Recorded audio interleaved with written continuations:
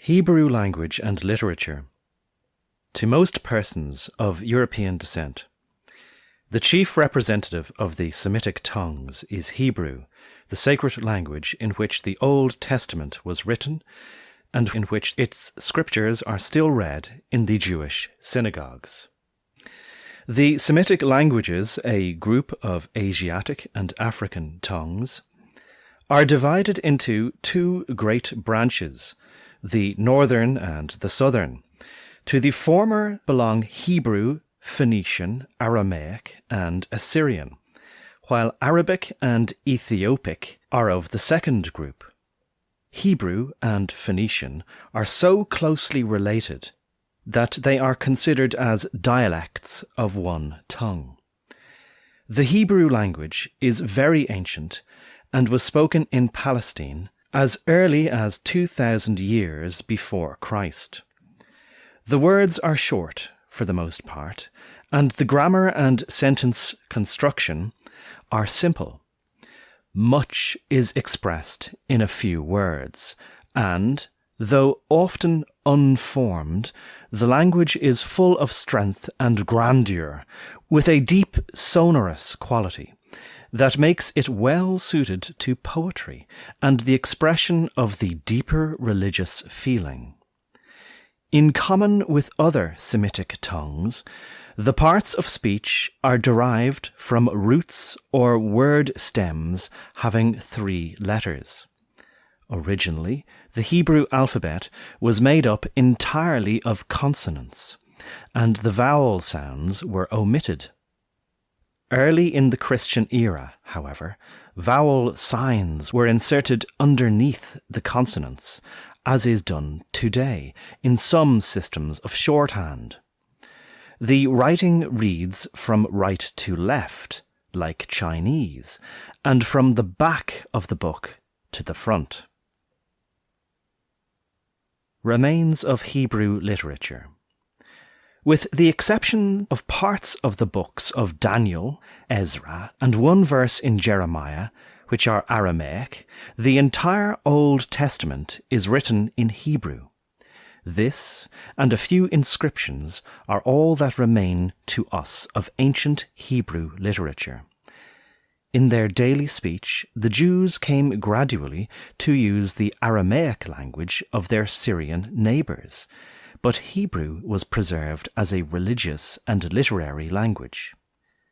In the first 4 or 6 centuries of the Christian era, there grew up a great body of writings known as the Talmud, meaning teaching or learning, consisting of 2 parts. The first of these, the Mishnah or oral law, was written in Hebrew, and the second, the Gemara, or commentary on the law, in Aramaic. The Mishnah is a systematic collection of religious, legal decisions, developing the laws of the Old Testament. The Gemara is a great unordered mass containing arguments and opinions on the law, and much miscellaneous material. A literary wilderness, it has been termed. Long discussions and hair-splitting arguments are often interrupted by charming tales and parables. Tears and laughter mingled. In its pages are poems, prayers, anecdotes, and maxims, together with science and mathematics. Tears and laughter are mingled, while side by side with the investigations of the learned are the wisdom and superstition of the unlearned.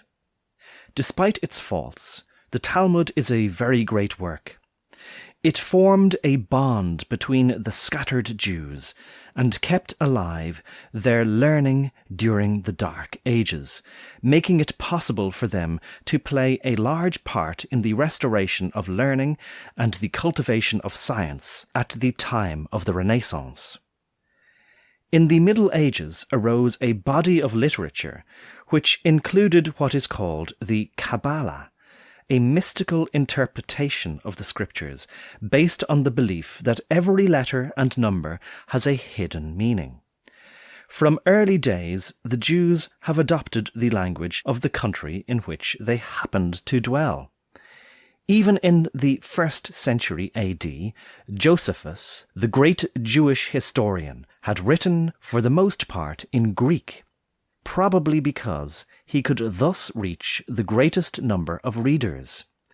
His immortal History of the Jewish Wars was written first in his native Aramaic and then in Greek, but only the more easily read Greek version has come down to us. How Yiddish was developed.